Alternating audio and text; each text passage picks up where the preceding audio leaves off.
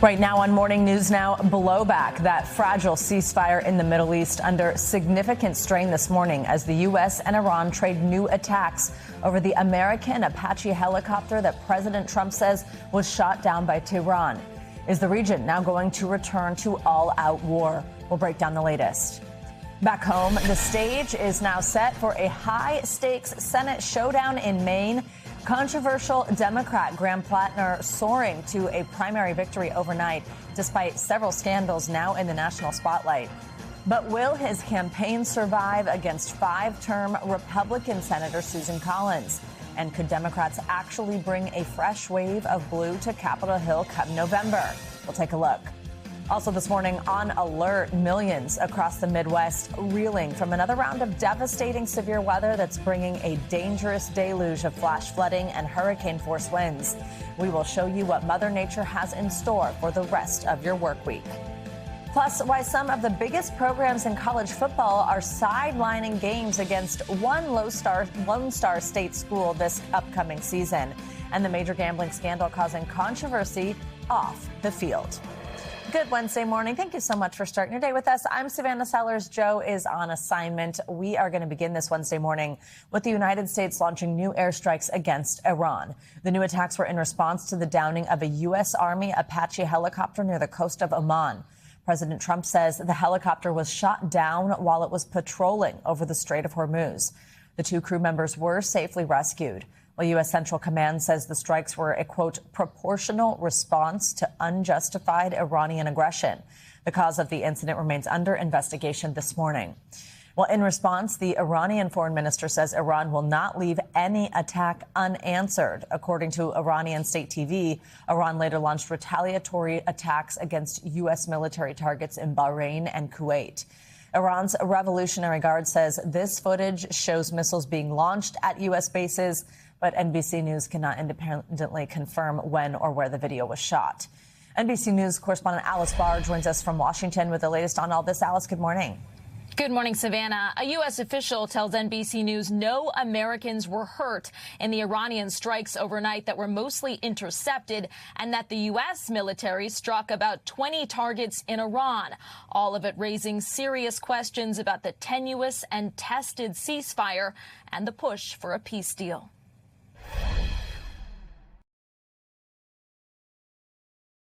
New escalations in the Middle East, with Iran firing missiles at a U.S. base in Jordan overnight and launching drone attacks against American forces in Bahrain and Kuwait, according to Iranian state media. While Iran's Revolutionary Guard claimed attacks against 21 targets across the Gulf in response to American strikes around the Strait of Hormuz. Those strikes followed the downing of a U.S. Army Apache helicopter that President Trump and the military blamed on Iran. The pilots are fine, yeah. And nobody injured. While the pilots were safely rescued, the president posted that the U.S. must of necessity respond. House Speaker Mike Johnson explained how. It's targeted strikes to the radar, missile, and command and control sites, and it is defensive in nature. U.S. Central Command said overnight the mission was complete and called it a proportional response to unjustified Iranian aggression. And we're learning more about that U.S. helicopter that was patrolling to prevent Iranian attacks on commercial ships when a U.S. official tells NBC News it was hit by an Iranian drone and crashed into the Strait of Hormuz. In a first-of-its-kind rescue, an unmanned U.S. military boat like this one brought them to safety. On Capitol Hill, Democrats raising concerns about what they call a perpetual cycle of retaliation. A retaliation is going to just set diplomacy back that much further. Just before the new flare-up, President Trump said the U.S. and Iran were in the final throes of what will be a very, very good deal. Now, diplomacy facing another fierce test. And Iran's foreign ministry spokesman said today his country needs to assess the situation before moving ahead with peace talks.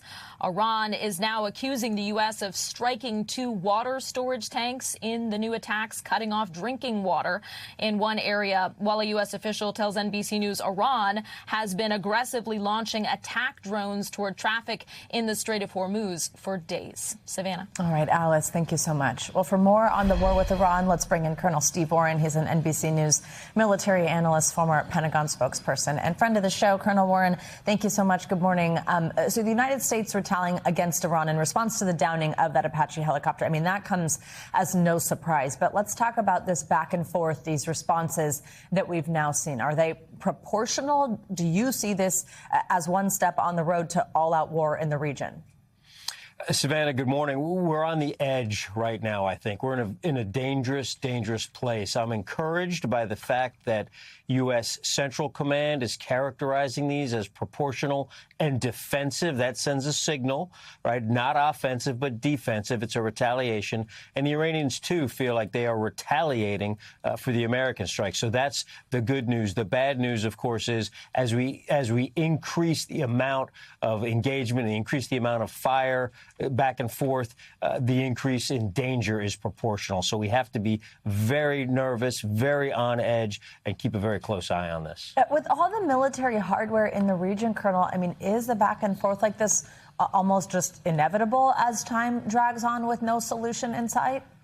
Well, there's going to be some of that, right? You know, whenever you have two heavily armed foes standing toe-to-toe like this, there's inevitably going to be some sort of shoving and bumping as these two forces sort of come into contact with one another. I believe that's inevitable. What we've seen over the last 12 hours is a little bit more than sort of the inevitable pushing and shoving that you would see in a ceasefire situation like this.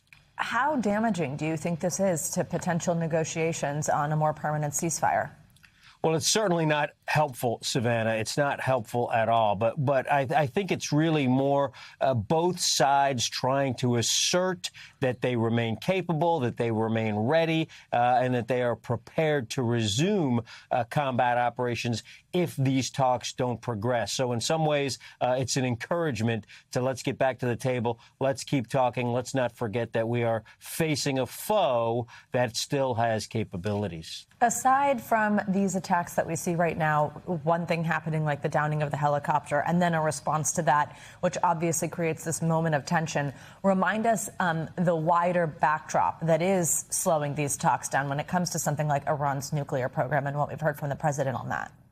Well, sure. And that is the largest sticking point in these negotiations is this nuclear question. The Iranians believe that they have an inherent right to develop nuclear weapons, plain and simple. The United States and the rest of the Western world disagrees with that. And that really is the main sticking point. The lesser points, for example, the Strait of Hormuz, I believe that's something that could be worked out. You know, we've done tremendous damage to the Iranian nuclear capabilities already. It seems to me they should be able to work out something in the Strait of Hormuz and then continue talking about the nuclear question going forward. Colonel, this operation, as we were told anyway at the beginning of this, was supposed to be 4 to 6 weeks or so.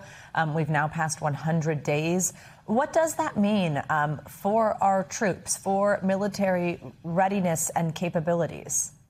Well, it certainly puts somewhat of a strain, particularly on the U.S. Navy and to some extent the United States Air Force as well. Keep in mind, only about 10% of the U.S. Navy is directly involved in this operation, so that leaves plenty more naval capability for the U.S. to patrol the rest of the world.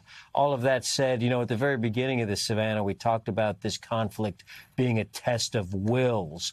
I believe now that it's evolved into a test of patience, right? Who can last the longest and get to a deal without going back to full-scale combat operations. Colonel, always great to have you with us. Thanks for your time. Well, in Maine, the stage is now set for a Senate seat battle this November that could have national importance. Oyster farmer and veteran Graham Platner secured the Democratic Senate nomination despite a series of scandals. Now, he's denied some allegations, but just acknowledged overnight that he's, quote, made mistakes that I regret. He will face 5-term Republican Senator Susan Collins this fall in a high-stakes Senate race that's already shaping up to be a bruising battle. She serves Donald Trump. She serves the Epstein class. She serves her corporate donors. She does not serve us, and so we will defeat Susan Collins. Now, the November race is a must-win for Democrats looking to regain control of the upper chamber. As you can see, we've got NBC News senior national political reporter Sahil Kapoor joining us now from Washington with more on this and also other state primary election results, including some that have been being counted for about a week now. Sahil, good morning. So let's start there in Maine and with Platner. First, remind us the scandals for anybody who might not know exactly what it is here that he's facing, and then tell us how it is that it seems he's been able to overcome some of that with voters. Yeah, Savannah. So on the controversies, first, there's the chest tattoo that Mr. Platner said he drunkenly got many years ago with fellow Marines, not realizing it had Nazi associations. He recently had that covered. There are old Reddit posts on an array of subjects that were very controversial. He has addressed those, said it was a dark period, and that he's a better person now. More recently, there are allegations reported in the New York Times from 3 ex-girlfriends who he dated from his 20s to his early 30s. 2 of them say he drank a lot. He was a bad boyfriend. This he accepts. A third woman says he got rough with her at times, like grabbing her by the shoulders or yanking her by the wrist out of a car. This he firmly denies, and his campaign has noted that this particular woman is a conservative operative. Now, why is he resonating? Platner has a populist outsider message that is connecting with many voters on the ground there. He's running on taxing the wealthy, universal health care, raising the minimum wage, getting money out of politics, fundamentally upending the system. And he argues that he should not be defined by things in his past. Take a listen. If you believe, as I do, that we can change our politics and change our country, then you must also believe that people can change.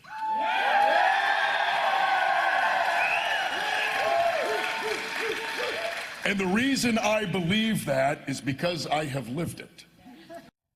And in that same speech, Savannah, he really laced into Senator Collins as a puppet of a corrupt establishment who he's taking on. Her campaign responded, telling me in a statement last night that Mainers are not looking for angry speeches riddled with lies, as they put it, that Mainers are looking for results. Of course, this is going to be a vitally important race for Democrats. There is no real path to them flipping the 4 seats they need to win the Senate majority if they can't flip the blue state of Maine. No kidding. All right, let's talk about another one. Sahil, South Carolina, top Trump ally. Senator Lindsey Graham, he won his GOP Senate primary. He would be seeking a 5th term here. Tell us about this race and other important ones in that state. Yeah, that's right. Senator Graham handily won renomination to another term. He's going to face Democrat Annie Andrews, who's a pediatrician, calls him a swamp creature and a warmonger. Graham is going to be a heavy favorite here in the red state of South Carolina. Also in the state, the governor's race had its primary. There was a bit more anticipation around this. The Republicans will see a runoff between the Trump-backed Pamela Yvette and Alan Wilson, the son of sitting Congressman Joe Wilson. Also notable here is that 2 other sitting Republican members of the House, Ralph Norman and Nancy Mace, got knocked out. They didn't even make it to the top 2, and they gave up their House seats to run for this. They will not be coming back to Congress, and the winner here will face the Democrat Jermaine Johnson. Again, the Republicans are going to be heavy favorites in this state. All right, Sahil, let's head to California. We are still watching vote count here. It's been more than a week since Election Day. We do have some big news, though, on the governor's race. Walk us through this. It's on your screens right now. Absolutely. So the Democratic nominee, Javier Becerra, this was projected some time ago he would advance. We now know who his opponent will be. That is Steve Hilton, the Republican, former Fox News host, backed by President Trump. He's a British immigrant to the United States, previously worked for the Tory Prime Minister David Cameron. He defeated Tom Steyer for that 2nd spot to advance to the runoff. Steyer's a billionaire. He spent more than $200 million of his own money trying to win this race. He had a moment, but ultimately petered out, and Javier Becerra caught fire at the right time. Steyer will not make the runoff. It will be a race for the next governor of California to replace Gavin Newsom between Becerra and Hilton. Becerra, as a Democrat in that blue state, is going to be a heavy, heavy favorite this fall. All right, Sahil Kapoor, thank you so much. Well, in Texas on Tuesday, 19-year-old Carmelo Anthony was found guilty and sentenced to 35 years in prison for the stabbing death of a fellow student athlete. His sentence came down just hours after a jury unanimously convicted him of murdering 17-year-old Austin Metcalf at a Dallas area track meet last year. NBC News correspondent Ryan Chandler has a look at the verdict in a case that's become a national flashpoint. Emotions boiling over outside the courthouse. Protesters in each other's faces, some openly weeping. And for others, relief that justice was served. You think this is justice for Austin? I believe so. as a Texas jury finds 19-year-old Carmelo Anthony guilty of murder for stabbing 17-year-old Austin Metcalf at a high school track meet last year. You will never, ever disrespect a black woman like that. Numerous witnesses said Anthony instigated the confrontation, the prosecution calling his actions unjustified and intentional, telling the jury, you don't get to meet a shove with a stab, especially if you provoke the shove. In closing arguments Tuesday, the defense again tried to portray Metcalf as the aggressor, that he made physical contact first, and Anthony defended himself in a split second of chaos. What was it like? What was it like? When the verdict was read. I feel like it was designed to protect white people, the system, and it was not designed to protect black people. It's self-defense. Supporters of Anthony have raised concerns for a fair trial after no black people were seated on the jury. Inside the courtroom, tears from both families. Anthony's mother described as weeping, later asking the court to please have mercy on my son. Ryan Chandler, NBC News. For more, let's bring in NBC News legal analyst Danny Savalos. Danny, good morning. So, the jury deliberated. It was really just 3 hours yesterday before delivering this unanimous guilty verdict for murder. And then hours later in sentencing, he was handed this 35-year sentence. Were you surprised by any of this? Not at all. Certainly as to the speed that the jury came back. There's this public misperception that juries take days, even weeks to deliberate. They really don't. On the whole, it's not uncommon for them to return a verdict in one day, especially if that day is Friday or the day before a vacation. It wasn't in this case, but juries generally don't take as long. And there really weren't many issues in this case that I saw. No surprise. Carmelo Anthony did not take the stand in his own defense in what was a self-defense trial. How do you think that impacted the jury? It was the right choice for the defense, and here's why. You're talking about a 17-year-old defendant going up against a seasoned prosecutor with all the rules of evidence on his side. And then you add to that the fact that in Texas, the burden is on the prosecution to disprove self-defense. So that was the major reason why they would not have put him on the stand, because they already had a presumption in his favor. Putting a 17-year-old on the stand, it might have gone horribly, horribly wrong. What do you make of the concern that was just raised there in Ryan's piece about the makeup of the jury? I make of it that there is no constitutional requirement that you have a certain number of black or white people on a jury. The Supreme Court has said that the only limitation is that when you use your peremptory challenges, now these are a certain number of challenges we lawyers get where we can strike someone for the jury for any reason at all. But the Supreme Court said long ago there is one exception. You can't eliminate people based on their race. It's called a Batson challenge. But here's the thing. I've been Batson challenged. You know what you do? You look down at your notes and you come up with any other reason in the universe to exclude that juror, and then that is a constitutional reason. So, yes, there are protections against that, but the mere fact that there was an all-white jury is not by itself a constitutional violation unless black jurors were excluded because they were black. And does that mean also not grounds for an appeal? Oh, no, they'll certainly appeal it. And by the way, they raised the Batson challenge, so they can bring that up on appeal. It's preserved. I don't know that it'll make it very far, because the reporting that I read, I understand that the reason those jurors were excluded was because they worked in school or in the school district or something like that. That sounds like a legitimate, non-racially motivated reason, but that'll be up to the appellate court, that and whatever other appellate issues they want to raise. The other thing I want to ask you about is the defense asked the jury to consider that Anthony carried out this attack under the terminology was sudden passion. Yep.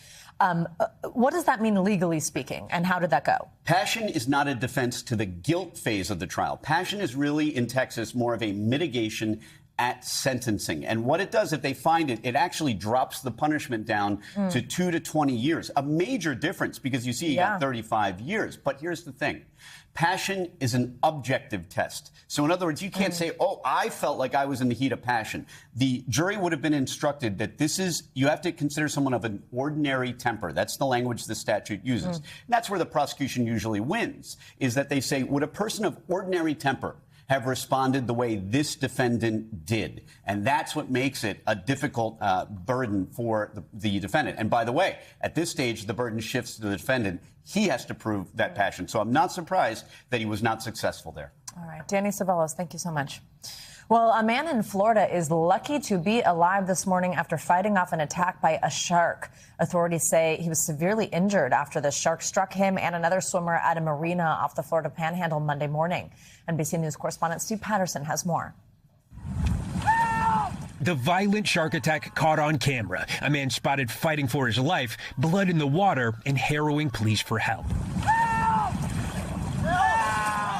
It happened at a naval facility in Panama City Monday morning. Shark attack out at the Navy base. Authorities say 2 staff members went for a swim in the nearby recreational marina when the shark struck, attacking one of the men, severely injuring both of his arms. Have you got the person out of the water? No, the person I think is still in the water.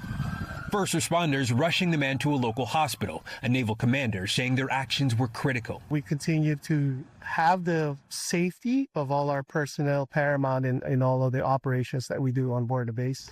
Look at it. Oh my gosh. The attack comes during a string of similar shark sightings.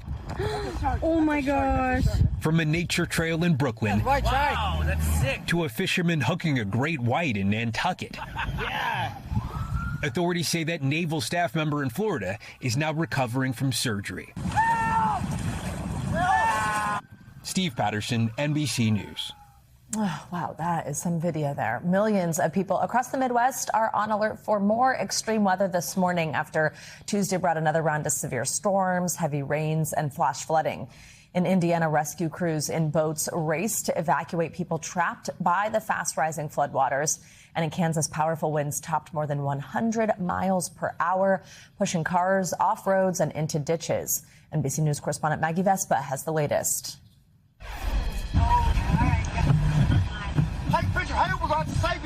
Chilling new video of a truck turned on its side by flash floodwaters in southern Indiana. Watch as the driver tumbles out of the vehicle into the rushing water. One just jumped out. And look at this, what appears to be a propane tank spewing gas as it's swept away. Rescue boats deployed as residents race to evacuate. The deluge swallowing trucks and tractors and leaving this baseball field totally submerged. We've lived here 25 years. Never seen it like this.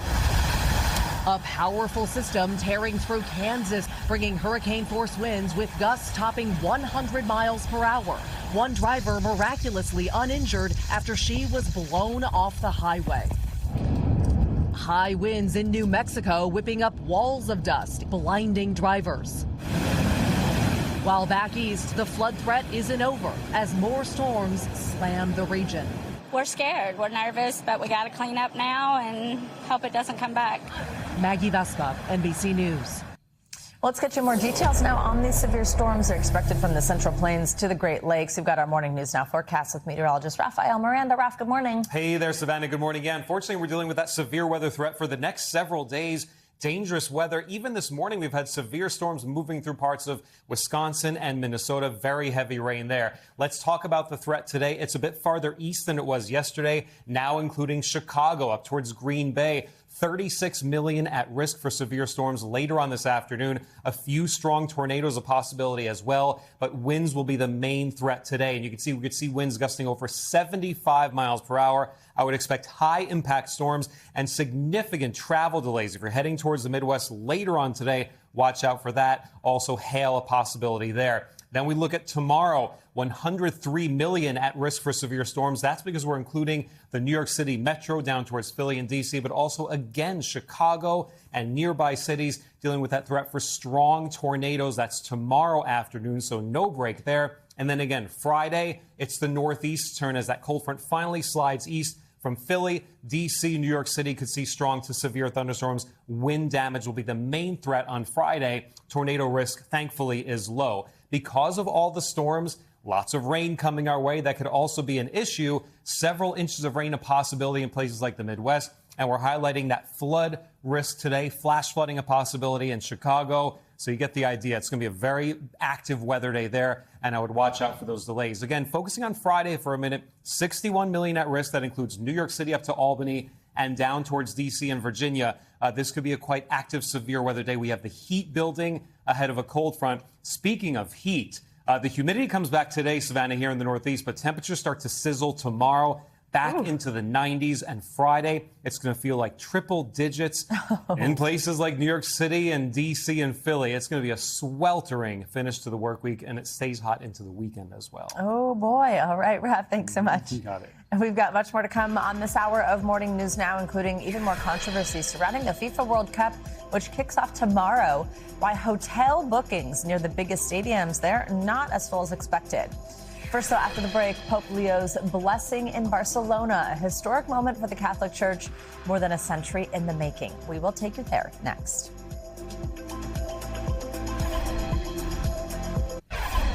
We are back with a historic moment in the making for the Catholic Church. Later today, Pope Leo XIV will head to Barcelona's famous Sagrada Familia Basilica to bless its newly completed Tower of Jesus Christ.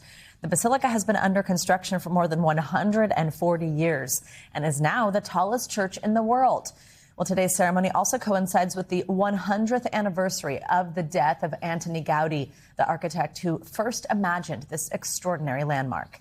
NBC News international correspondent Raf Sanchez is in Barcelona with a preview of today's historic event. Raf, oh my goodness, what a shot. Great to see you. That's just gorgeous. It's been a busy day already for the Pontiff. What has he been up to so far?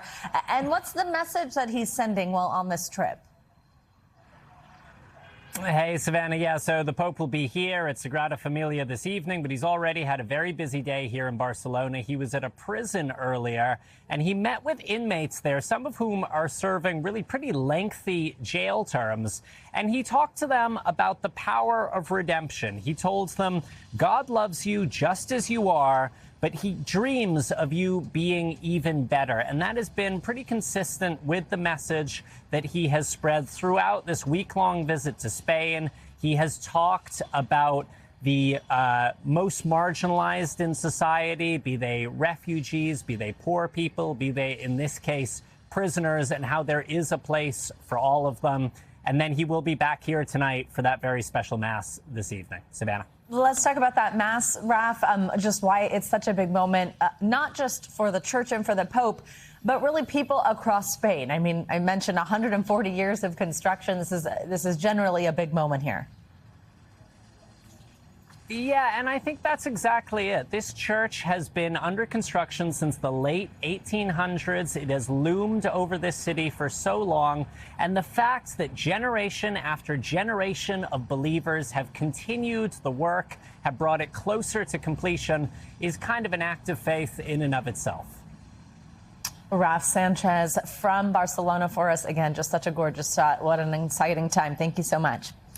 Well, the time has finally come. The first round of World Cup matches kicks off tomorrow. Host cities, including Seattle, Atlanta, Dallas, and Houston, are all expecting an influx of fans from around the world. But while FIFA says millions of tickets have been sold, many hotels say bookings have fallen short of their expectations. NBC News business and economy reporter Ali Canal breaks down where fans are staying and how it could impact local businesses. The World Cup is expected to bring millions of visitors to the U.S., but just days before kickoff, many hotels still have plenty of rooms to fill. We anticipated being sold out every time we released a room into the market. So unfortunately, that's not really the case right now. Ann Johnson is the general manager of the State Hotel in Seattle, where 6 World Cup matches will be played. She says bookings for June are running about 5% below this time last year, a surprising shortfall given the games. It's making us a little bit nervous. She's not alone. According to the American Hotel and Lodging Association, 80% of hotels in host markets say bookings are running below expectations. So we were hoping we would be sold out by now, but unfortunately demand is not there yet. Emre Usut is the regional director of sales for the Lancaster Hotel in downtown Houston. He says many of the international visitors hotels were counting on have yet to arrive, citing high travel prices, visa challenges, and the overall cost of attending the tournament. Ticket prices are extremely unaffordable. There are games in Canada and Mexico as well, which that may be more affordable for some people to go there than coming to the United States. Another factor, FIFA reserved large blocks of hotel rooms years ago, expecting a surge of fans. But in cities from Boston and Dallas to Los Angeles and Philadelphia, many of those rooms have since been released back into the market after the expected fan rush never came. FIFA is claiming all the tickets sold out, but we don't see that on the hotel. So I'm curious to see where these people are going to stay. The answer may be short-term rentals. Currently, both our properties are fully booked. Wow, fully sold out for the duration. Fully sold out for that time. Jennifer Smith is an Airbnb superhost outside of Dallas. She says guests are traveling from as far away as Australia and Japan. They can step into a space where they can gather together. So I think that is the draw that we have. According to Airbnb, families and groups accounted for more than 50% of all World Cup trips. Local businesses are hoping for a win, too. Some have hired extra staff and spent months preparing for an influx of fans. So we have been intentionally building our team and coaching our team. For businesses like Stats Brewpub in Atlanta, success isn't just about crowds during the game. I want the impact to continue after the summer and into next year. Whether the World Cup delivers the lasting boost many host cities are counting on may not be clear until the final whistle blows. Hopefully, we can see those last-minute pickup from the people in the United States. Ali Canal, NBC News. Well, the 2026 FIFA World Cup tournament starts tomorrow in Mexico City, with Mexico set to play against South Africa. South Korea will face Czechia just a few hours later. You can catch all the action live in Spanish on Peacock and on Telemundo. We are so excited about that. Coming up, could it really be time to lose the booze? After the break, we're digging into some eye-opening new research on just how many drinks are too many. And the answer might sober you up. The doctor's in next.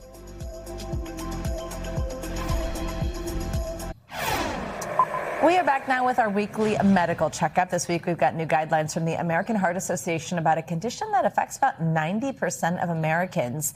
Plus, how many drinks are too many? I know we talk about this a lot. We're going to talk about it again. Here to break down these health headlines is NBC News medical contributor and our friend Dr. Natalie Azar. Hello, doctor. Good morning. Okay, let's start with this newly named condition. It's called CKM syndrome. Yeah. What is this and who's at risk? Well, if the stats, if you listen to the stats that 9 out of 10 of us have a condition that falls into cardiovascular kidney metabolic syndrome, you would be blown away and say, oh, no, not me. But what it encompasses, it's not new diseases, but it's actually a combination of cardiovascular disease, kidney disease, and what falls into metabolic syndrome. And what falls into metabolic syndrome includes things that we know: overweight, obesity, type 2 diabetes. It's actually not a newly named condition. The AHA came out with this a couple of years ago. But what this guideline is really emphasizing, Savannah, is that how do healthcare providers have conversations with their patients about the role of obesity and overweight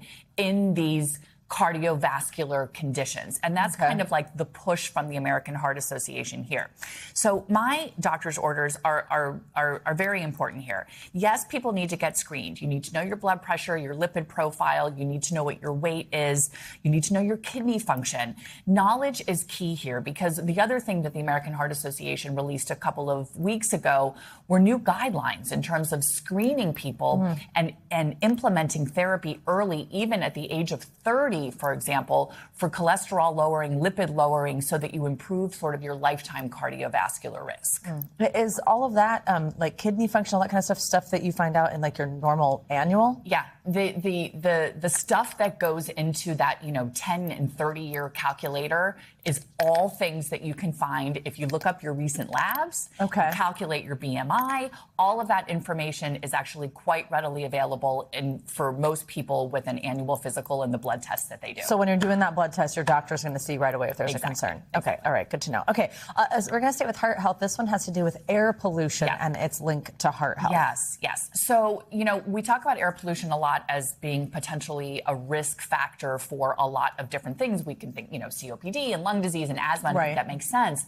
But what is the association between pollution and cardiovascular disease? And these researchers found out that, in fact, moderate levels of pollution exposure, and what that means is like levels of pollution that are considered kind of at or below what is like quality, air quality that normally many of us inhale is associated with an increased risk of plaque burden, calcium buildup in your coronary arteries, as well as something called obstructive coronary artery disease. So what do you do about this, right? It's like, well, especially if you live in the city, how can I stay inside all the time? A couple of things, actionable things that you can do. You can check your air quality. That's something called airnow.gov, the air quality index. And by the way, these are things like wildfire smoke and emissions, things that we're exposed to every day. Use air filters inside on a poor air quality day. You can wear N95s when you go outside. You can limit your outdoor activities.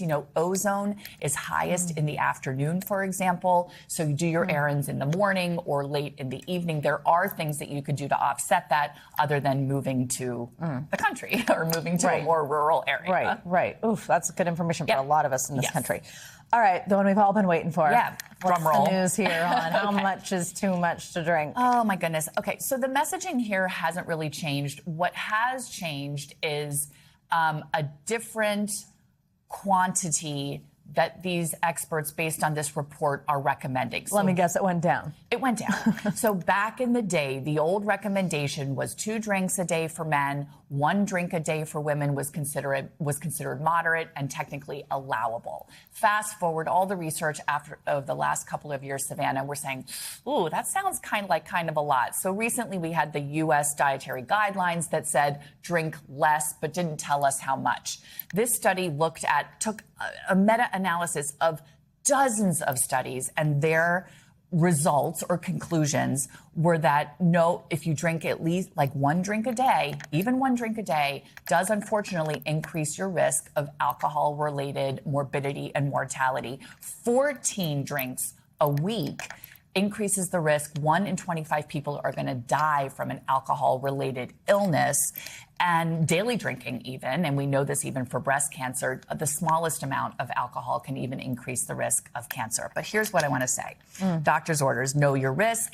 Less is usually better. Remember that these are population level statistics. Okay. So if you have, for example, a very high risk, a personally high risk of breast cancer, you're going to be more cautious about your alcohol intake than someone who doesn't, let's say. Or let's say that you have a very, very high risk of cardiovascular disease in your family.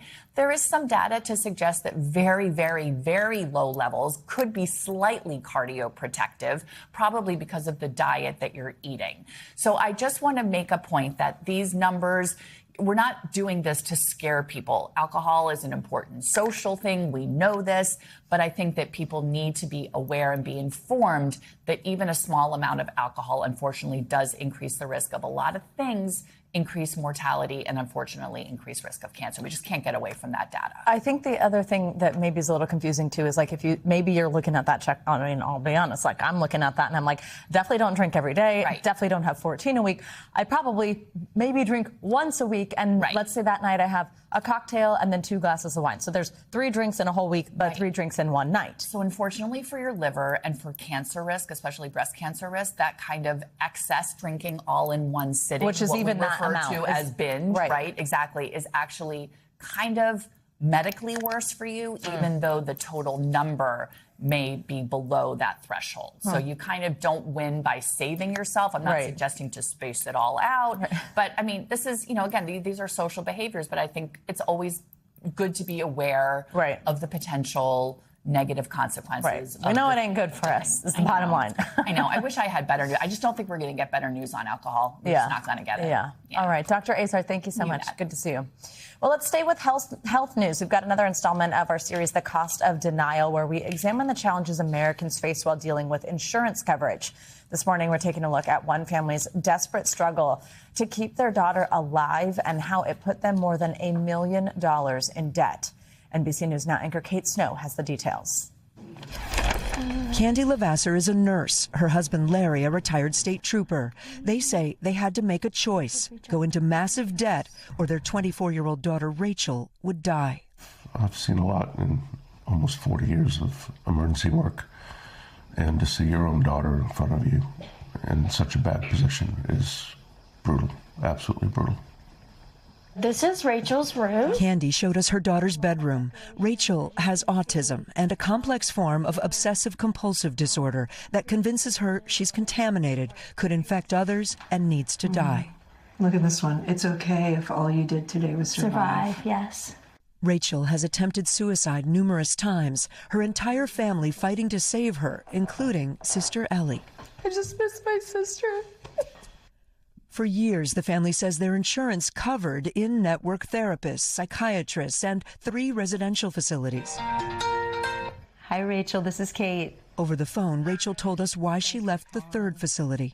The therapist there had basically just given up on me, and she had told me that I wasn't getting better there, and they couldn't do anything else to help me. I mean, we were just lost. Do you start to feel desperate? We are desperate, We yes. are. Then they discovered a program within Shepherd Pratt Hospital right in their home state of Maryland. Like many mental health providers, the program doesn't participate with any health insurance, even though the broader hospital does. We have a co-insurance. The Levasseurs say when they called their insurance company, several representatives gave them hope the stay might be covered. They said, well, if you all can prove that Rachel is getting care that she can't get anywhere else, then we would tend to cover that. To get her in, we took out a second mortgage on our house. On your house? Yes. That paid for Rachel's initial $60,000 20-day stay. This was what we were searching for. That's Rachel? Yeah. Mm-hmm. The specialized care, her parents say, finally started turning Rachel's life around. They kept her there for a little over a year. Now they owe about $1.3 million. Did you keep her in the program despite the huge bills because you thought it was saving her life? Oh, Absolutely. definitely. Absolutely. It did save her life, yes. I mean, Yes, no doubt about it. how do you put a price on your daughter's life?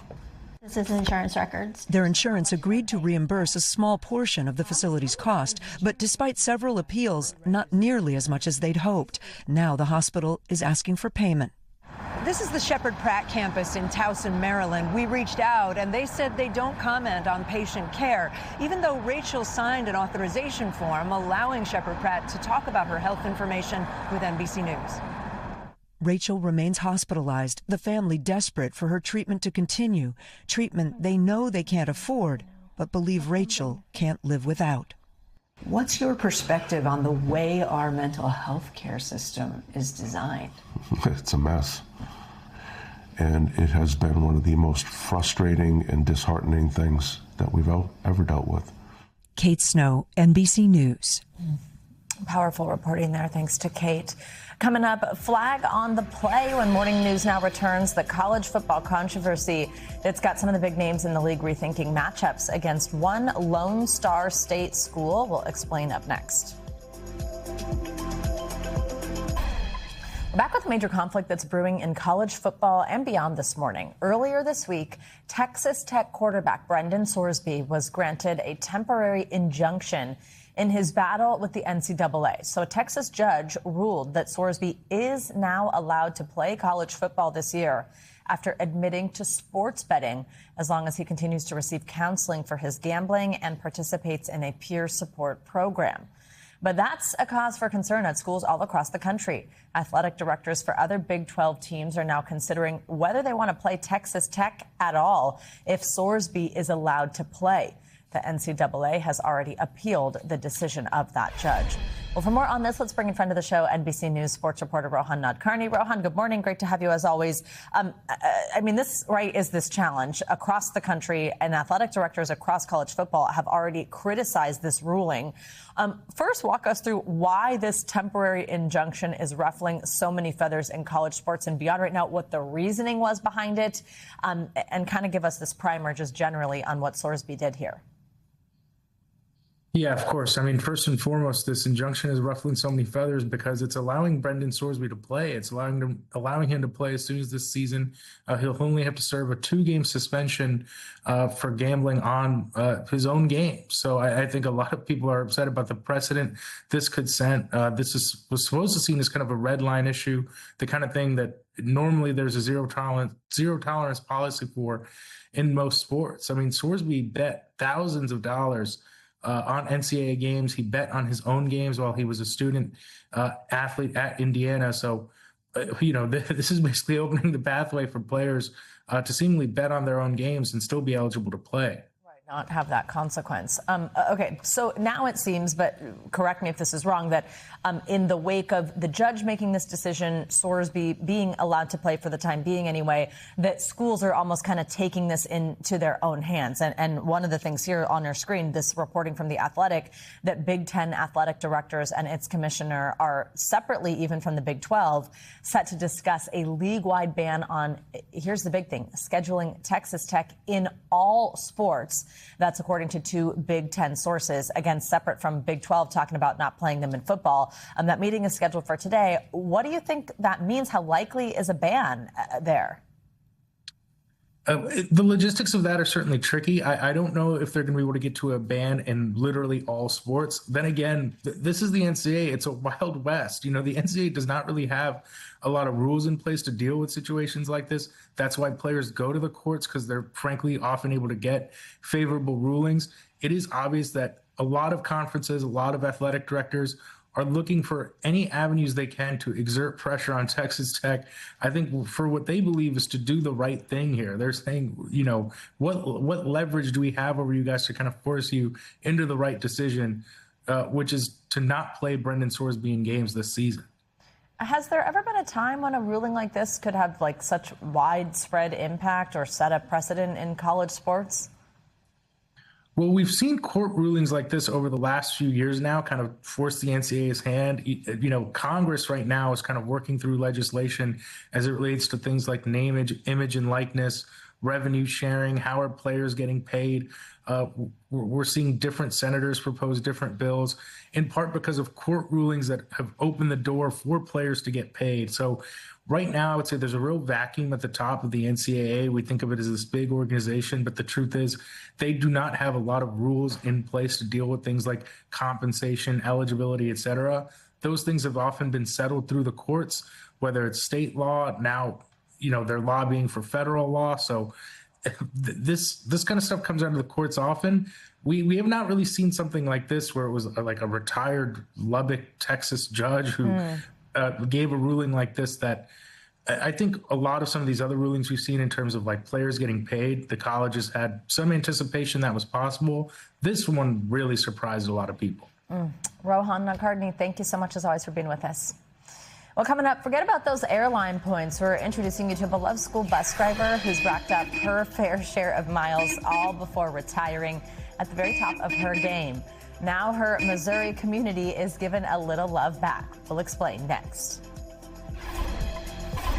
We are going to end this hour with a beloved bus driver in Missouri who's driven more than 1 million miles throughout her career. For 27 years, she showed up for her students every day, so it's no surprise that her retirement stopped traffic. Anchor Mike Bush from our St. Louis affiliate was there for her send-off. Miss Taylor!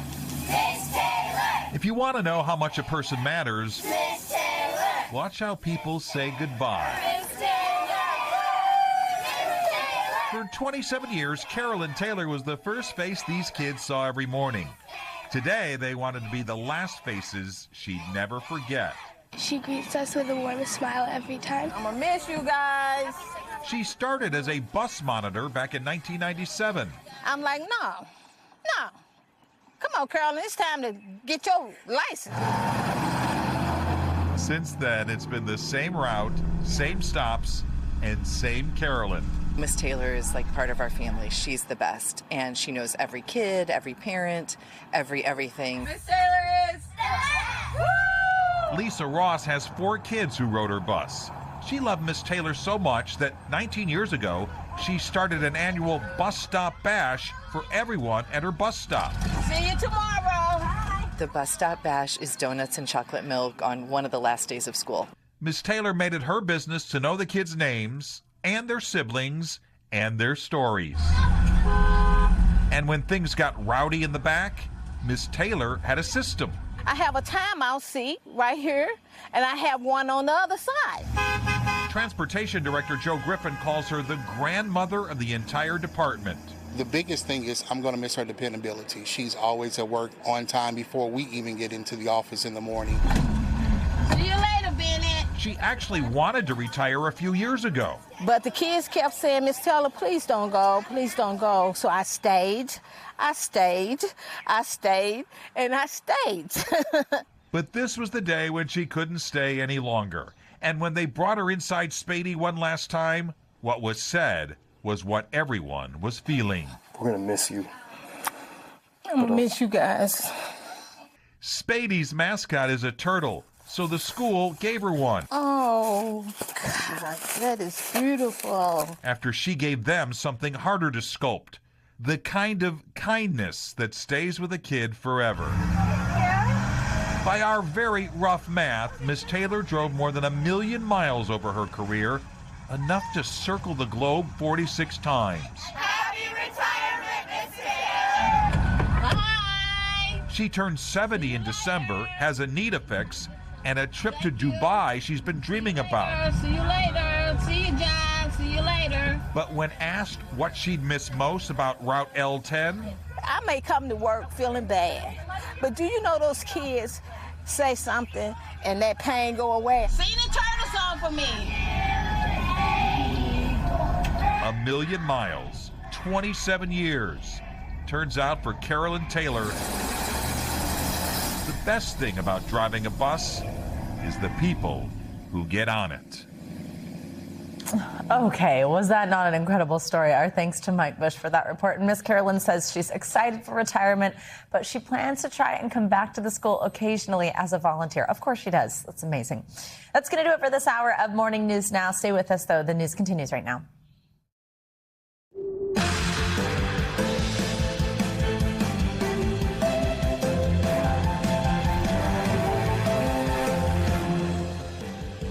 Good morning. Thank you so much for kicking off your Wednesday with us. I'm Savannah Sellers. Joe's on assignment today. Right now on Morning News Now, trading fire. President Trump following through on his vow to retaliate against Iran after the downing of a U.S. Army attack helicopter near the Strait of Hormuz. American forces launching new strikes on Iran in what the military is calling a, quote, proportional response. Where the conflict stands this morning, coming up. Setting the stage for November. Results for several key primary races rolling in overnight, including in Maine, where Democrats are hoping a political novice can help them flip a key Senate seat this fall. How he came out on top for Democrats, despite several scandals. If you believe, as I do, that we can change our politics and change our country, then you must also believe that people can change. And in California, the matchup for governor is finally set more than 1 week after Election Day. We have results from those races and others across the country. Plus, is too many? A team of scientists is advising Americans have no more than one alcoholic drink per day, while they're updating previous guidelines and saying that less is best messaging does not go far enough. That's later this hour. And finally, Queen on the Queen's Club court. Serena Williams making a winning return to professional tennis nearly 4 years after stepping away from the sport. The doubles win showing she still has what it takes to be a champion as we wait to see where her comeback career goes next. All these women coming back and just dominating. It's incredible to see. Well, we're going to begin this hour with the U.S. military launching new strikes against Iran in response to the downing of a U.S. Army Apache helicopter that was patrolling over the Strait of Hormuz. The helicopter's 2 crew members were rescued safely as the investigation into what happened continues this morning. President Trump says it was shot down and vowed to retaliate, as we've seen. Well, Iran responded to that retaliation with new strikes, launching attacks on U.S. targets across the Middle East. Iran's Revolutionary Guard says this footage we're showing you is showing missiles being launched at U.S. bases. NBC News, though, cannot independently confirm when or where that video was shot. Iran says it will, quote, need to assess the situation before it can move forward with peace talks to end the more than 3-month-long conflict. NBC News chief foreign correspondent Richard Engel is following all this back and forth. He has the latest for us from Jerusalem. Richard, good morning. A U.S. official tells NBC News this morning that Iran fired multiple missiles and drones toward U.S. bases in Jordan, Kuwait, and Bahrain. There are no reports of casualties, and for now, it appears this U.S.-Iran exchange of fire has been contained. The United States announced it retaliated overnight to Iran's downing of a U.S. Army Apache helicopter with a drone that caused no American casualties. CENTCOM said U.S. Air Force and Navy fighter jets attacked Iranian air defense, ground control stations, and surveillance radar sites near the Strait of Hormuz with precision munitions, calling the operation proportional and in response to recent attacks on American forces and international shipping. Critically, there were no American strikes on major Iranian cities or leaders. Iran, as it had promised, returned fire. The Revolutionary Guard releasing this footage, which NBC News cannot verify, and claiming Iran carried out 21 attacks against U.S. military locations across the region. Bahrain, home of the U.S. Navy's Fifth Fleet, said Iran fired missiles and drones in a heinous attack, many of them shot down. And other countries in the region that host U.S. forces, including Jordan and Kuwait, said they intercepted incoming missiles. There were no reports of casualties. The wider war across the Middle East did not reignite, at least for now. President Trump told the Wall Street Journal he thought Iran's downing of the helicopter Monday, quote, wasn't a big deal. The pilots were rescued from the water by a sea drone like this one, climbing onto it to whisk them to safety. But it was a very close call. President Trump has repeatedly said a red line for restarting major combat operations would be if Americans were killed by Iran. If they killed U.S. troops, I think I would do that very quickly. In retaliation for the downing of that American helicopter, a U.S. official says the U.S. military fired on about 20 locations inside Iran. All right, Richard, thank you so much. Well, back here at home, results are coming in from yesterday's primary elections. In Maine, Graham Platner won the Democratic Senate nomination despite a series of scandals. He will face off against Republican incumbent Susan Collins in November for a Senate seat that is a must-win for Democrats hoping to regain control of the chamber. NBC News Chief Capitol Hill correspondent Ryan Nobles is there in Maine with the latest for us. Ryan, good morning. Hey, Savannah, good morning. And you're right, this win for Graham Platner last night was not much of a surprise, despite all of those scandals. And what we found talking to voters here was that in many ways, those scandals strengthened his bond with the Democratic base of the party. Well, now Platner's headed to the general election, prepared to take his progressive message into November. This morning, the stage is set for a bruising general election battle in Maine, with political novice Graham Platner capturing the Democratic nomination, aiming to unseat five-term Republican Senator Susan Collins this fall. She serves Donald Trump. She serves the Epstein class. She serves her corporate donors. She does not serve us, and so we will defeat Susan Collins. The Oysterman and Marine vet has energized progressives, despite facing multiple scandals, alluding to the controversies overnight. If you believe, as I do, that we can change our politics and change our country, then you must also believe that people can change. His campaign confirming last month that he sent multiple women sexually explicit text messages at the beginning of his marriage. And last week, several former girlfriends told the New York Times Platner's behavior was sometimes toxic and unsettling. There are some allegations in this piece that I just want to be kind of unequivocal about are simply not true. Collins seizing on the reports. The allegations against Graham Platner are extremely troubling and serious. Some Democrats here told us they're conflicted and worried the scandals could haunt him. If the political machine in Washington gets after him like they get after people, he could have a hard time. But many are still backing Platner. I hate saying this, but sometimes I feel like it's the lesser of two evils when you come to these things. Across the country, another key matchup taking shape. NBC News projects Republican former Fox host Steve Hilton will face off against former Biden Cabinet Secretary Javier Becerra. We hope that folks stay engaged and that we have an even bigger turnout for the November general election. The British-born Hilton has been backed by President Trump. We need a governor that doesn't wish for things, that actually makes things happen. With coast-to-coast showdowns ahead for fall's midterm elections. And of course, we got results in Maine and California. There were also primaries in other parts of the country, including South Carolina, where Lindsey Graham won his primary as he seeks a 5th term. He did have a wealthy challenger who was running to his right, but Graham was able to hold him off and get over the 50% threshold in South Carolina. Graham expected to coast to victory in the general election, as South Carolina being a very red state. But Savannah, back here in Maine, this is a state and a race that could decide who wins the Senate majority in the fall elections. Savannah. Certainly one to watch. By the way, Ryan, gorgeous where you are. Are we getting you back? You staying there? Yeah, we might stay here forever, Savannah. You should. While you're there. Ryan, thanks so much. All right, this morning, Microsoft founder Bill Gates is set to testify before the House Oversight Committee as part of their ongoing investigation into Jeffrey Epstein. Now, Gates has acknowledged meeting Epstein multiple times, but denies any knowledge of the disgraced former financier's crimes. NBC News Now anchor Hallie Jackson has the details. Hallie, good morning. Hey there, Savannah. This is one of the most highly anticipated interviews yet for the House Oversight Committee, involving one of the most prominent figures in the worlds of philanthropy and business, Microsoft co-founder Bill Gates, whose spokesperson tells NBC he welcomes the opportunity to appear before the committee. He's expected to face a slew of questions about his relationship to Jeffrey Epstein as lawmakers work to build a fuller picture of Epstein's network.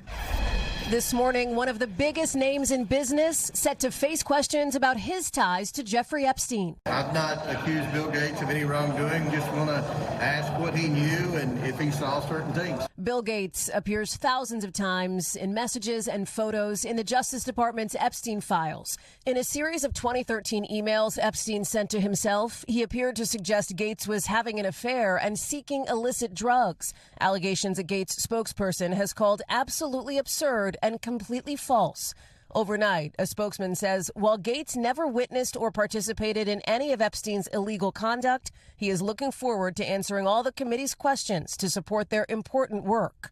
Gates' ex-wife, Melinda, this spring describing very painful memories when asked about her former husband and his ties to Epstein. Whatever questions remain there of what I can't even begin to know all of it, those questions are for those people and for even my ex-husband. Gates has not been accused of criminal wrongdoing in relation to Epstein, but he's expressed regret for the relationship, apologizing to Gates Foundation staff earlier this year, saying in part, it was a huge mistake to spend time with Epstein. His ties to the convicted sex offender date back to 2011, 3 years after Epstein's sweetheart Florida plea deal, which he addressed on Today in 2022. I had a goal of raising money for global health. I didn't realize that in a meeting with him, almost downplayed the incredibly awful things he did. The House Oversight Committee, Tuesday, also questioning Epstein's longtime secretary, Leslie Groff. Groff, described as soft-spoken by one lawmaker who sounded skeptical of parts of her testimony related to Epstein. She worked for him for 18 years, but maintains that she did not have a relationship. Well, she wouldn't call it a relationship. So it is highly inconsistent. Groff told lawmakers she witnessed no explicit sexual behavior and has not been accused of wrongdoing. As for Gates, he's expected on Capitol Hill later today, and given the many questions lawmakers say they have for him, it's likely his testimony will last hours into tonight. Savannah? All right, Hallie, thank you. For more, let's bring in Ben Weeder. He's a Washington correspondent for the LA Times and has reported on Jeffrey Epstein's sex trafficking network, his financial fraud, and his political influence. Thanks so much for being here. Okay, Bill Gates not facing any charges, as Hallie mentioned, but has, of course, admitted to knowing Epstein, and the way he describes the nature of the relationship is using him as a fundraiser. What do you think Congress hopes to learn from him during today's closed-door meeting? Well, I think certainly they're going to be curious whether Bill Gates saw any illegal sexual activity. But I don't necessarily have high hopes that will be something they learn. With that said, I mean, the back-to-back of Leslie Groff and Bill Gates are important for illustrating the power that Jeffrey Epstein had, the power that allowed Jeffrey Epstein to be a man who could abuse, more than 1,000 women and girls. It is because of his powerful relationships with people like Bill Gates that Jeffrey Epstein was able to both lure in many of the vulnerable girls that he abused, and then he used the threat of turning his network of powerful friends against them, to keep them complying with what he wanted and keep them in his orbit. So I think, I think that this could illustrate how Jeffrey Epstein was able to maintain ties with the world's most powerful people, even after, as Hallie Jackson noted, he had already been a convicted sex offender, which really boggles the mind as to, how all these people continued to consort with him. Well, I think, Ben, also something that boggles the mind is now that we have this trove of emails, you could see some communication, you can see mentions of people. How much do you think that comes up today?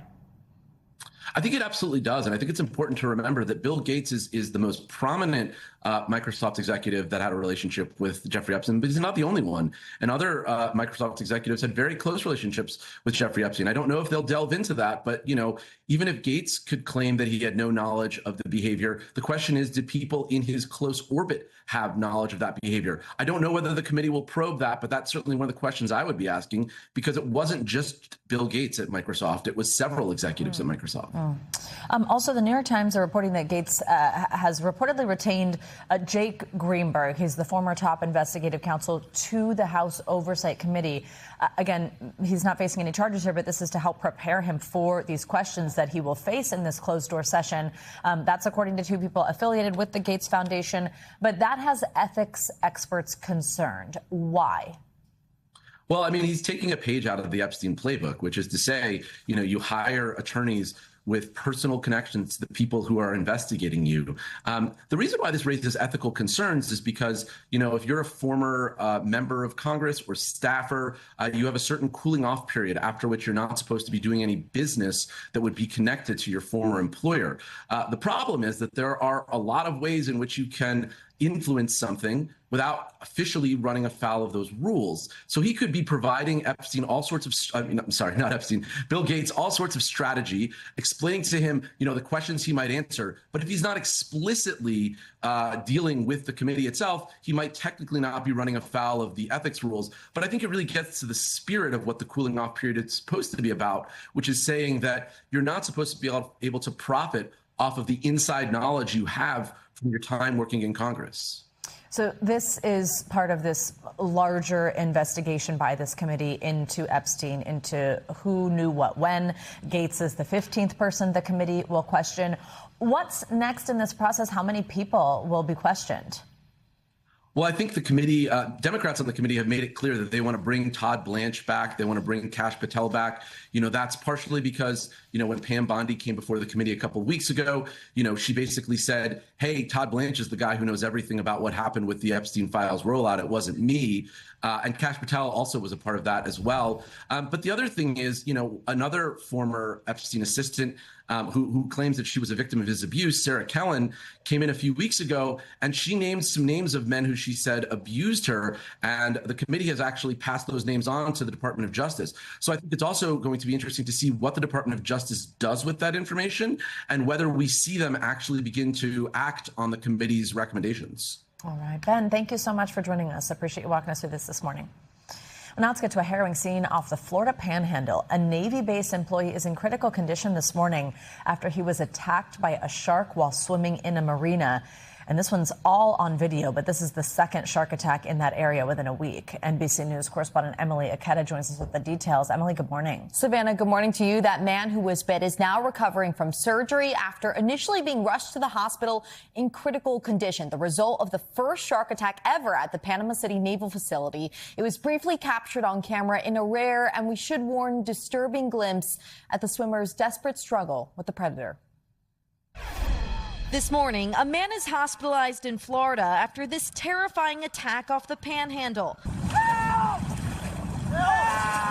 You can hear desperate calls for help and see a fin breaking through the water as video captures the shark attack at a naval base in Panama City. You said a shark attack? Yes, sir. I'm looking at it right now. Authorities say the victim, a civilian employee at the Naval Surface Warfare Center, had been snorkeling with a colleague in the marina Monday during his lunch break when the shark struck. His arm is severed off. It's there, but it's not. The base's commanding officer praising witnesses and first responders. There were bystanders who was able to render aid during the time of the incident. Was anyone else injured? No other injuries outside of our teammate. The attack marks the second shark bite in a few days along the Panhandle. A helicopter responding near Fort Pickens, where officials say a shark bit a fisherman trying to cut it loose. Scientists say many sharks swim closer to beaches this time of year. They move into the coastal areas to give birth to their young. While farther up the coast, possible shark sightings from a nature trail in Brooklyn to across Cape Cod, where the return of the great white has been on full display over the past week. I didn't know it was a white to begin with. A fisherman in Nantucket Sunday making an unintended catch, hooking what experts called a juvenile great white before returning it to the ocean. Saw like the bottom of its pec fin and it had white and black spots. I just knew that's a white shark. And just kick into like serious mode, get it back, do this right. And while sightings are on the rise with summer around the corner, experts say actual shark attacks are extremely rare. And the reality is that the likelihood is very, very low. I mean, you're more likely to be injured by your lawnmower. You're more likely to be injured by getting bit by a dog than there is being attacked by a shark. And we could soon see change around how shark attacks are communicated. Something called Lulu's Law, named after a shark attack survivor, would have authorities quickly transmit emergency alerts to phones in the area of a shark attack. So similar to alerts during severe weather or in the event of a missing child. The legislation is on President Trump's desk after passing the House and Senate. But it would kind of be sent out like when we get that flood alert, like flood warning. Yeah. Exactly. Yeah. Yes. Yeah. That's a great idea. To really Who would be help against prevent that? like repeat attacks or within a short amount of time. Especially. Absolutely. Oh Yeah. my gosh, that's a great. I mean, I'd want to know if this had just happened for and you're at sure. the beach. Absolutely. All right, Emily, thank you. Thanks, Savannah. Well, just 2 months after Artemis 2 splashed back down to Earth, there's a new group of astronauts set to take that next giant leap at the helm of Artemis 3. And this will all be to perform some critical tests in space. NBC News senior correspondent Tom Costello had a chance to talk with the astronauts. We are all jealous of him. He joins us from Johnson Space Center in Houston. Tom, good morning. Hey, Savannah, there is a buzz here at NASA following, of course, the euphoria of the Artemis 2 mission around the moon. And so it was a packed house here when they rolled out and announced who the Artemis 3 crew members will be. All of them military vets. Their mission is different. They're not going to the moon, but it is just as critical to putting humans back on the surface of the moon. The Artemis 2 crew, comrade, hands you the baton. You got the controls. With both a literal and a symbolic passing of the baton, NASA's next Artemis mission is now officially underway. The 4-man crew aiming to launch into orbit next year includes 2 former space station commanders, NASA's Randy Bresnik and pilot Luca Parmitano of the European Space Agency, along with mission specialist Dr. Frank Rubio, who with 371 days holds NASA's record for the longest single space flight, and mission specialist Andre Douglas, a retired Coast Guard officer who trained for the last Artemis mission. Andre, you've never been to space. You came close with Artemis 2. What is it like to have spent so much time training for Artemis 2? You didn't go because you're the backup, but now you're going. During that time, it was hard to figure out, like, how do you balance getting ready to go, not go, all that stuff. But, I mean, to go now is just fantastic. While they will ride in the same style Orion capsule, unlike the last Artemis mission, this crew will stay in Earth's orbit, testing rendezvous and docking with potential lunar landers. Are you a little disappointed that you guys aren't going to the moon? You're going to be orbiting the Earth. Not at all. We don't get to a lunar landing without this flight. Both SpaceX and Blue Origin, which are building those landers, have experienced recent setbacks. From challenges with SpaceX's Starship to that massive explosion on the launch pad for Blue Origin. Still, both companies and NASA are confident in their timeline. NASA Chief Jared Isaacman. You're not pulling back on the throttle. You are still planning on 2027 for Artemis 3. 100%.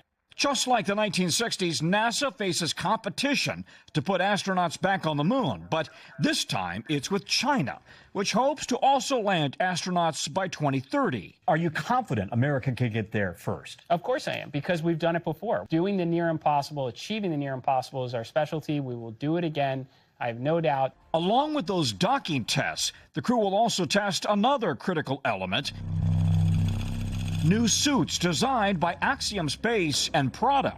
All of it, NASA hopes, will inspire future generations to go farther and deeper. The adventure is what we all love, and space, pushing the boundaries, and especially a mission like this where we're testing new systems, is a huge adventure. Yeah. Dr. Frank Rubio there. They actually had to asked me, Telemundo asked me to ask him a question in Spanish. Thankfully, he understood my broken Spanish and responded appropriately in Spanish. Listen, Savannah, a lot of pushback online about the fact that this crew, of course, is all male. Where are the females? Now, there are about 3 female astronauts to every 4 male astronauts here at NASA, and NASA says that they assign missions based on the crew's expertise for that mission. And while we've had female shuttle commanders and space station commanders and SpaceX commanders, in this case, they felt like these 4 guys are the ones that they needed for this particular mission. And listen, future missions will also have women as well. People are probably asking a lot about that because Christina Koch got a lot of fans after the last Artemis mission that we just saw while she was up there. She's a rock star. She sure is. She's awesome. All right, Tom, thanks so much. Well, we are tracking some severe storms over the next few days from the Central Plains to the Great Lakes. For more details, let's get a look at our morning news now. Weather with meteorologist Rafael Miranda. Raf, good morning. Hey, good morning, Savannah. Yeah, we're tracking storms already early on this Wednesday morning across Wisconsin. Some of them severe, very damaging winds, lots of lightning and heavy rain moving through, making it a rough morning commute. Now, the threat later on this afternoon includes Chicago, again, Wisconsin. Another round of storms fires up. This one could contain some tornadoes. Watching out for that threat later on today. EF0 to EF2 tornadoes a possibility during the afternoon and evening. And of course, the very heavy rain means flooding is a possibility as well. Overall, travel will be difficult in the Midwest today and again tomorrow. Your severe threat for tomorrow includes Chicago. In fact, 103 million at risk because we start to see that severe threat expand to the Northeast, including New York City, Philadelphia, and D.C. as well. As we move to Friday now, more storms expected in the Northeast, including the I-95 corridor, especially late in the afternoon into the early evening. The other big story, the heat. It's expanding. It's been across the middle of the country. Here in the Northeast, we've had some beautiful weather, but look at the high temperatures and what it's going to feel like. 104 in places like Texarkana. St. Louis feels like 98 degrees today. Tomorrow, the heat becomes dangerous in the Northeast. We're talking about feels like temperatures, heat indices over 100 degrees, D.C., Philadelphia, even around New York City. And this heat extends all the way down to the southeast as well. What about the weekend? Of course, we have the World Cup action around New York City area. It will stay hot throughout the weekend, 90s from Friday through Sunday, Savannah. Thankfully, the humidity does back off. So we're looking at a hot and dry weekend ahead, but the heat will be dangerous tomorrow and Friday. Heat advisories in effect for New York City and Philadelphia. It's going to feel like 100 degrees. Okay. So get ready now. I guess that's pretty high for early June. It's a lot. It's too little. Yeah, too soon. Yeah, exactly. Rob, thank you. All right, there's much more to come here on Morning News Now. Later this hour, war's wider impact. We're taking a look at the new inflation numbers, showing just how much the war with Iran has affected consumer prices here at home. Up first, though, the Pope's blessing as we follow Pope Leo's trip through Spain. We're getting a look at the masterpiece he is set to bestow his blessing on in Barcelona today. That's up next. Welcome back. Pope Leo XIV is set to celebrate Mass today inside Barcelona's iconic Sagrada Familia, where he'll also bless the Basilica's newly completed Tower of Jesus Christ. The Mass comes as the pontiff continues his trip through Spain, using the moment to deliver messages of peace, compassion for migrants, and unity at a time of deep divisions around the world. NBC News International correspondent Molly Hunter is in Barcelona with a preview of today's historic event. Molly, what a shot. Look at that. Good morning. Savannah, good morning. Bon dia from Barcelona to you. Now, 2026 was always pegged as the kind of symbolic completion of the great Sagrada Familia. It's been under construction for the last 144 years. As you mentioned, Pope Leo is in town. He will celebrate Mass inside. He will then bless the newest, the tallest, the latest spire, the Tower of Jesus Christ. And it is topped with a show-stopping, multi-dimensional cross that you can see from anywhere in the city. Take a look. It's the most famous unfinished building in the world, Barcelona's soaring basilica, Sagrada Familia.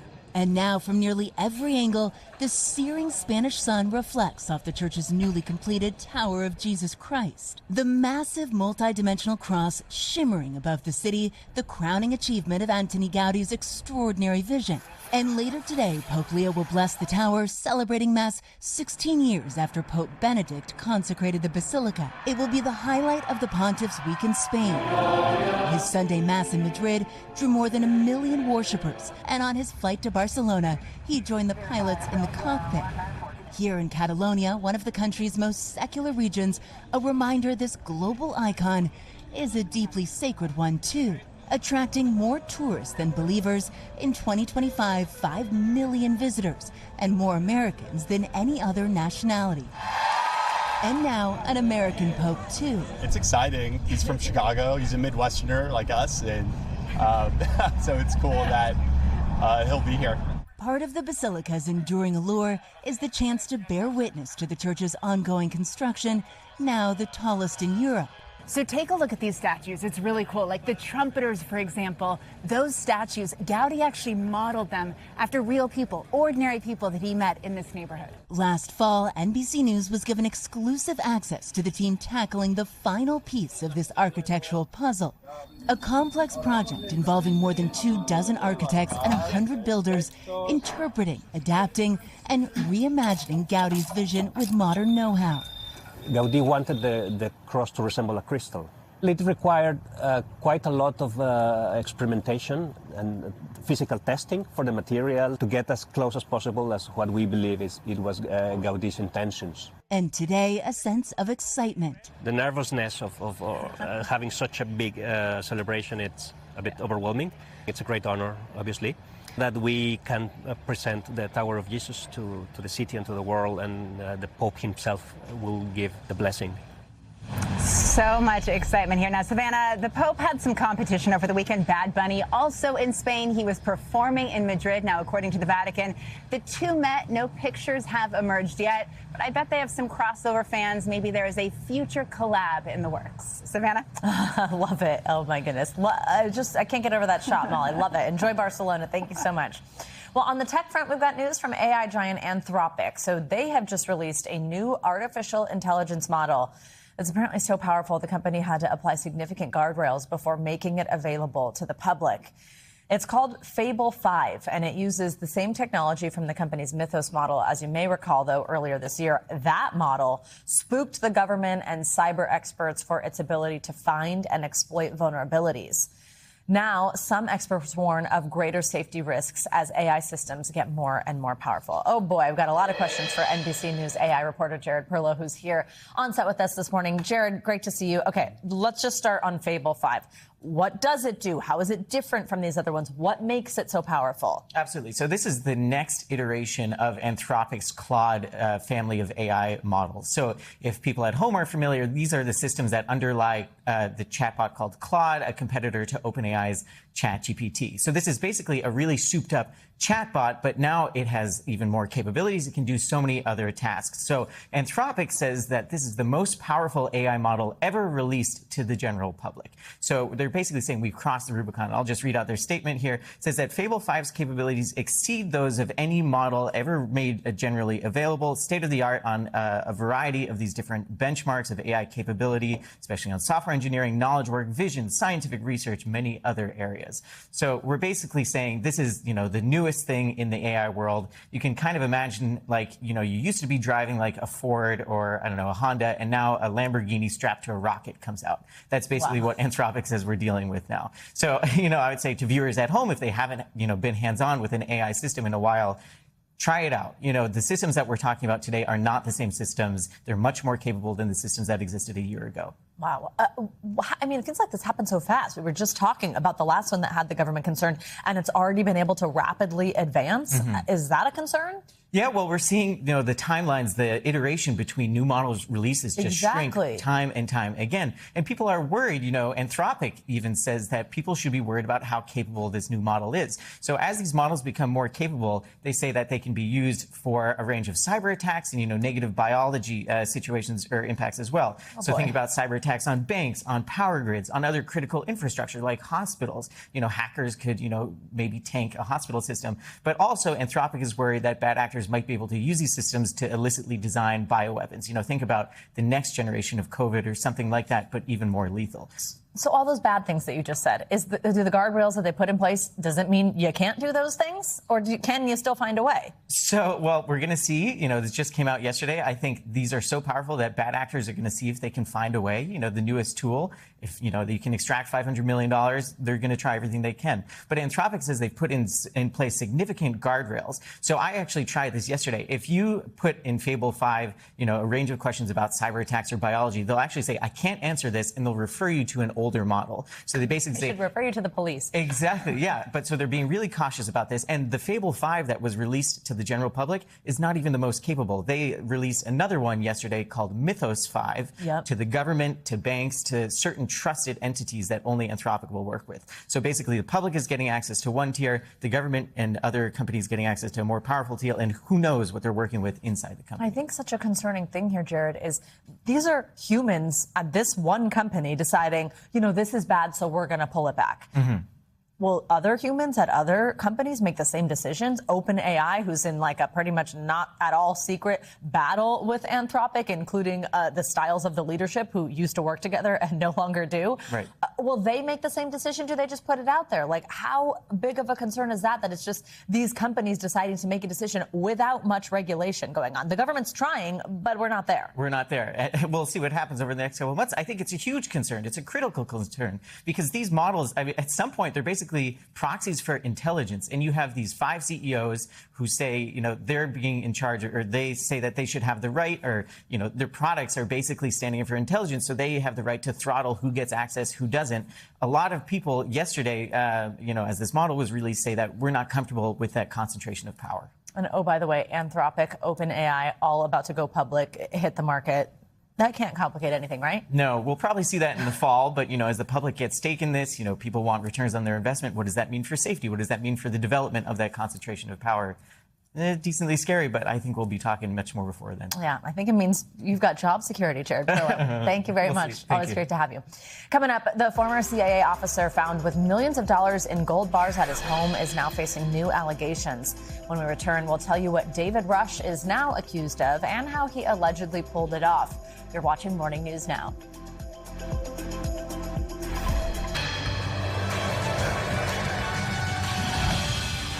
We're back now with a closer look at what's making news in the world of politics this morning, starting with Vice President Vance referring Minnesota's governor and attorney general to the Justice Department over alleged welfare fraud. NBC News senior national political reporter Sahil Kapoor joins us with more. Hey, Sahil. Good morning, Savannah. We begin today in politics with Vice President J.D. Vance referring his former 2024 opponent, Tim Walz, the governor of Minnesota, to the Justice Department for criminal charges stemming from fraud in social programs. Vance cited an oversight committee report by House Republicans claiming they were aware of this fraud and didn't take steps to stop it. Now, a spokesperson for Walz dismissed Vance's claims and called the House committee a joke. And Minnesota AG Keith Ellison, who Vance also referred, called the claims unfounded and a political stunt. Meanwhile, Social Security's trust fund is projected to dip into the red in 2032, 1 year earlier than expected, according to a new trustees report with updated projections. That means Social Security benefits could get cut by almost 1/5 automatically starting that year, unless Congress acts to address the shortfall, either by changing the benefit formula or by bringing in new revenues to fully fund the program. The future of Social Security has been a decades-long debate here in Washington and the subject of a stalemate. And finally, keeping it here in the District of Columbia, crews were spotted filling the Lincoln Memorial's reflecting pool with water after President Trump pursued renovations to repaint it blue.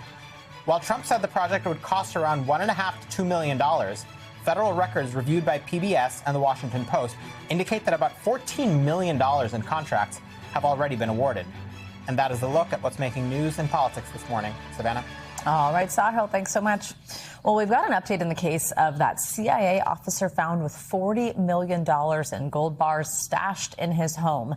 David Rush is now accused of making a fake top secret intelligence program to get government funds. It just gets even weirder. Rush is accused of exploiting the agency's secrecy precautions around these sorts of programs to receive the money for his personal gain. That's according to two people with knowledge of the ongoing investigation.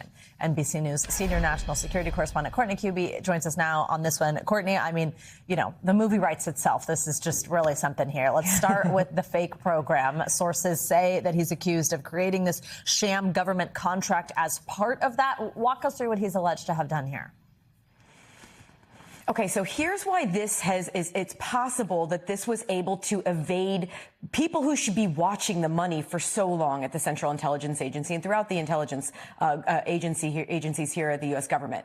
The program he created was known as Special Access, a Special Access program. Now, because of the immense secrecy and sort of the guardrails that exist around any kind of a Special Access program, the only people who can know any details about it, in some cases even the existence of these programs, are on what's known as a need-to-know basis. So it's a very, very, very small group of people who would even know this program existed.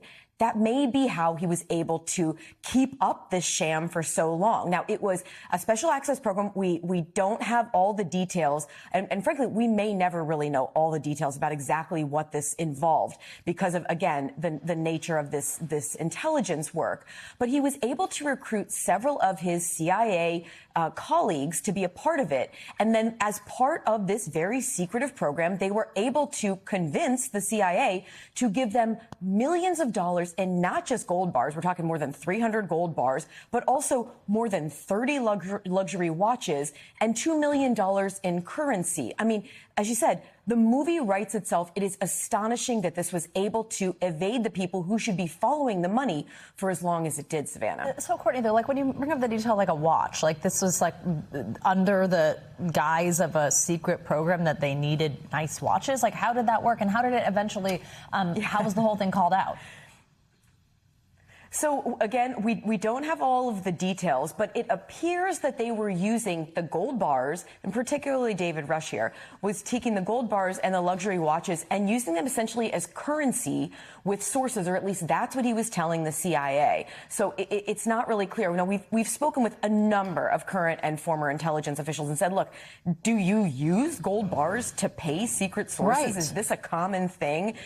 Because, you know, when you hear a story like this, 300 gold bars, you would think maybe this is something that the intelligence community uses as a way to not be tracked back to the United States government, right? They pay them off in gold bars.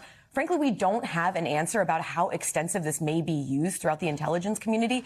And we've gotten some pushback at the notion that it's a widespread practice that they use all over the place. But frankly, that just opens up even more questions about how he was able to do this for so long.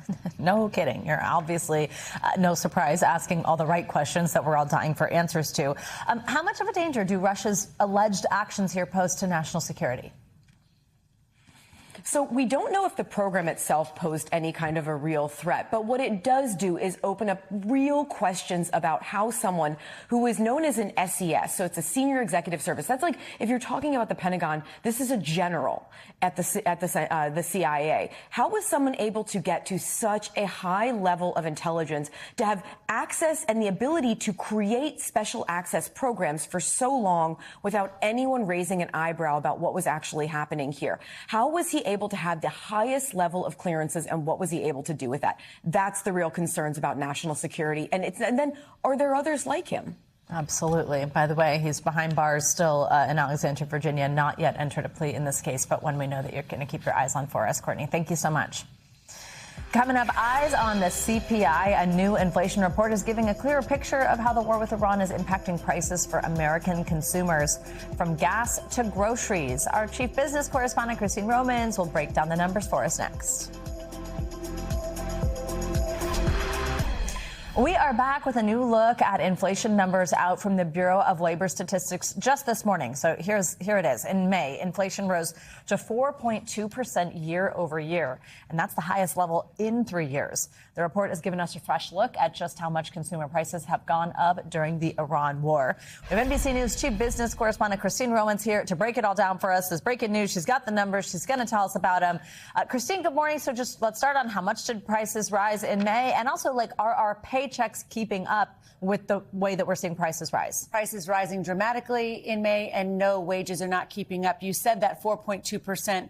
That's really important here. It's hotter than April, and it's also the most in about 3 years. Just for context, Savannah, before the war with Iran began, that number was 2.4. So that is a big difference. And when you look over at wages versus inflation, this is really important, too. Let me just draw the line up here past 4%. This is what it looks like here. This top line is inflation. This green line, wages. This is not great when you see this line cross here. That means your paycheck is not going as far as your bills. And that's why you see so many people complaining about affordability. Well, let's talk about some of these sectors that, we just have to pay for. Food, energy, housing. What do prices look like there? Prices have been rising pretty dramatically. Food from month to month up a little bit, but compare it with a year ago, it's up more than 3%. That means your grocery bill is about 3% higher today than it was a year ago. Energy is the real budget killer here, up 23.5%. That's because of the war with Iran. Before the war began, you had gas prices at $2.98 a gallon. Now, they've improved a little bit overnight. They're about 40 cents off the worst, but they're still up dramatically. And shelter, still 3% higher than we had last year. Dig into those fuel costs. Look at this, Savannah. Have you purchased an airplane ticket recently? I know. Look at that. They're like 26% higher than they were a year ago. That's because jet fuel. All of this is a derivative of the war with Iran. What about grocery prices, Christine? Yeah, grocery prices improving if you're talking about eggs. That's because of the bird flu. And that was a real big problem for farmers and for grocery stores and consumers. So this has improved. Oh, and wow. That's a little piece of good news we can give you. But milk prices are higher year over year. Ground beef is higher. It's a little bit off of a record high, but these have been, normally, in normal times, you talk about $2.99 special for a pound of beef, $3.99 for a pound of beef. Look what we're talking about here, $6.72. Wow, that is something. All right, now let's talk about what this could mean for the Fed. How does this inflation report, right on the heels, though, of a strong jobs report last week, how does that balance out for the Fed? What do you think? The Fed has two jobs. One, to make sure that policies are set that keeps the job market strong. Two, make sure that prices don't rise too fast. Comfortable inflation is 2%. We're at 4.2%. Some of these numbers that I just showed you are way higher than that. It suggests that potentially the Fed's next move might have to be an interest rate hike to raise interest rates to try to cool inflation, because it's mandate. It's two jobs of trying to make sure the job market is strong and inflation is low. Those are at odds right now. All right, Christine Romans, thank you for walking us through that. Oof, all right, thanks. Well, for years, many people believed, maybe you, a little alcohol might actually be good for your health. Well, a new study in the Journal of Studies on Alcohol and Drugs is challenging that thinking, finding that even lower levels of drinking may increase the risk of premature death and of certain cancers. Researchers recommend no more than 1 drink a day, differing from previous U.S. guidelines, which allowed for something more like 2 drinks a day for adults. We're joined now by one of the study's co-authors, Priscilla Martinez-Matischik, Deputy Scientific Director of the Alcohol Research Group at the Public Health Institute. Priscilla, good morning. Although this is not good news, we appreciate you joining us. Let's start with the headline here. So your team, it concluded that adults should have no more than 1 drink a day. Walk us through how you arrived at that number and how it compares with what we've been told. Right. So what we've been told before, what the previous drinking guidelines are from 2020 to 2025, is that men can have up to 2 drinks a day, women 1 drink a day. And the current guidelines, the 2025 to 2030 guidelines, they're updated every 5 years, recommends that drinking less is better for your health. But it doesn't provide any specific guidance about what that means or what that looks like. So we looked at the relationship between drinking at different levels and the risk of dying from an alcohol-related disease or getting an alcohol-related disease, dying from an alcohol-related cause, and using U.S. data, and found that drinking more than 7 drinks a week or 1 drink a day was associated with significant risk of dying prematurely from an alcohol-related cause. So the current guidance that we've heard is this kind of like less is better type of messaging, but I know that your team wanted to be more specific. As we really look at these numbers, what do they tell us about how risk changes with alcohol consumption? The take-home message writ large is the more you drink, the higher you risk. Getting a little more specific, having 7 or more drinks per week or more than 1 drink a day was associated with a 1 in 1,000 lifetime risk of dying from an alcohol-related disease or injury. And then when you go up to 14 drinks per week or 2 drinks a day, as was recommended previously for men, it went up to 1 in 25. And that is a really substantial increase. That's a 4% increase. And that is really meaningful, and that's part of why we recommended no more than 1 drink a day. A lot of people believe, and we've been told, I don't know what all the science was on it, but I think some of this came from studies that a glass of wine a day can actually be good specifically for the heart. What does this study tell us about that? Yeah, that's a really great question, because that's kind of where all of this started, right? The idea that a little bit of wine is good for our heart. What we found was that at very low levels, so less than 7 drinks a week, really just a couple drinks a week, there is a little bit of a protective effect for cardiovascular disease. However, once you introduce binge drinking or having a lot of drinks on one occasion, it totally negates any potential positive effect of cardiovascular disease. So, and it's also important to remember that we looked at the totality of disease. So alcohol is causally related to over 200 diseases and injury conditions. So when you look at it overall, even though there's a little bit of a protective effect at these very low levels of drinking, in totality, there's no protective net benefit of drinking alcohol. All right, good reminders and some new information there for us all. Priscilla, again, not the news a lot of us want to hear, but we appreciate you telling us and ways to stay safe. Thanks so much. But don't go anywhere. The news continues right now.